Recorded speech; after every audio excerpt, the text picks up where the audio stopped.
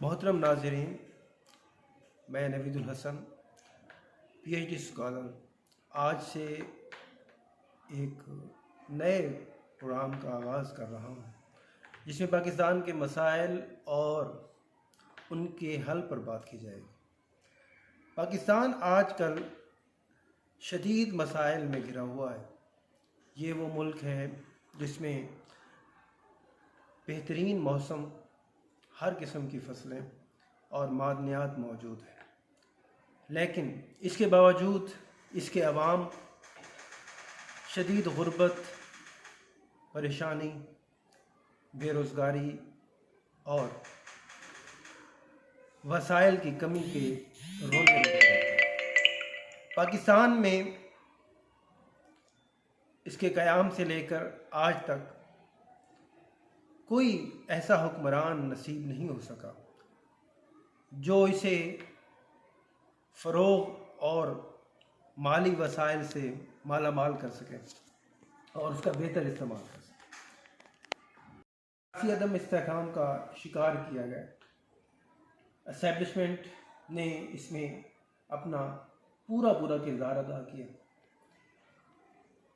सियासत दरअसल मुल्क के अवाम की खिदमत का नाम है। लोगों की बहबूद को बेहतर बनाना, उनकी तालीम और सेहत का ख्याल रखना, ये हुक्मरान की ज़िम्मेदारी होती है। लेकिन हमारे हुक्मरान पाकिस्तान के अवाम की सेहत और तालीम का ख्याल रखने के बजाय अपने माल व ज़र में इजाफे का सबब बनते रहे और अपनी औलादों को वो यहाँ तालीम दिलाने की बजाय बैरून मुमालिक की यूनिवर्सिटियों में और बेहतरीन इदारों में भेजते रहे।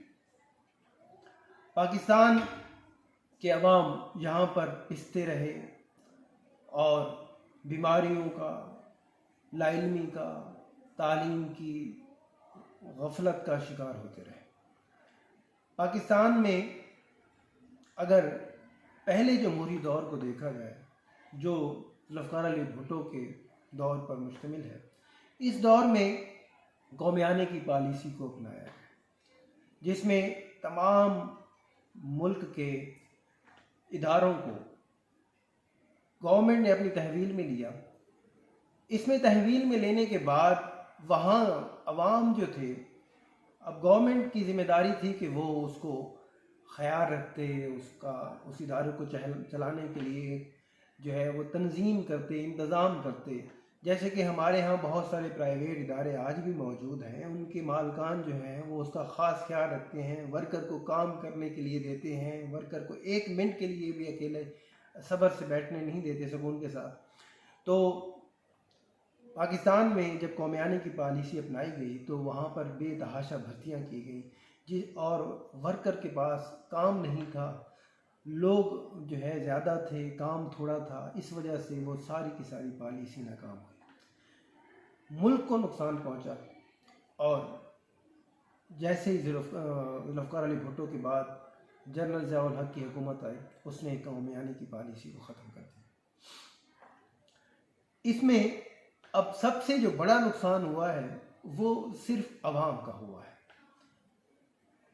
कि जिन लोगों के वो इदारे थे जिन्हें कौमियाने की पॉलिसी में गवर्नमेंट ने अपने इख्तियार में लिया था, उन्हें शदीद नुकसान पहुंचा। इसकी सबसे बड़ी मिसाल आदम जी ग्रुप्स इंडस्ट्री थी। आदम जी ने अपनी बहुत सारी मिलों और फैक्ट्रियों से हाथ धो बैठे और फिर जो है वो ज़वाल का शिकार हो गया। पाकिस्तान जो है जो आगे की तरफ जा रहा था, एकदम इस पॉलिसी के बाद ज़वाल का पेशखैमा साबित हुआ। सियासी अदम इस्तेहकाम जो है, इसमें अब जो दो चीज़ें होती हैं वो ये कि सियासतदान जो होते हैं वो एक दूसरे की जो है सियासी पॉलिसियों पर तनकीद करते हैं, उनकी ज़ाती ज़िंदगी को नहीं छेड़ते कि फ़लाँ जो है उसने इतनी शादियाँ की हुई हैं और फ़लाँ ने जो है ऐसे इतने जानवर रखे हुए हैं। हमारे यहाँ ज़्यादातर इन्हीं चीज़ों को देखा जाता है। मौजूदा सियासी निज़ाम में इमरान ख़ान, नवाज़ शरीफ और ज़रदारी साहब, अब एक दूसरे पर इसी तरह के बहतान लगा रहे हैं। अवाम के बारे में कोई भी नहीं सोच रहा। तमाम के तमाम लोग जो है वो दूसरों के ऐब जो है वो बयान करने पे लगे हैं। अवाम की खिदमत सियासत और सियासतदान का सबसे बड़ा मकसद होता है। अगर वो अवाम की खैर व बरकत के लिए काम नहीं करेगा तो फिर वो हल्के में वोट मांगने के लिए क्यों आता है? उसे जो है अपना मकसद यही बयान करना चाहिए। अच्छा, एक और बात भी हमारे यहाँ ये बयान की जाती है कि सियासतदान जो है वो जब इलेक्शन लड़ता है तो उसके लिए वो 6 से 8 करोड़ रुपए लगाता है। तो पाकिस्तानी सियासतदानों को चाहिए कि वो सियासी निज़ाम को ऐसा बनाए, इलेक्शन के निज़ाम को ऐसा बनाया जाए कि किसी का पैसा लगे ही ना।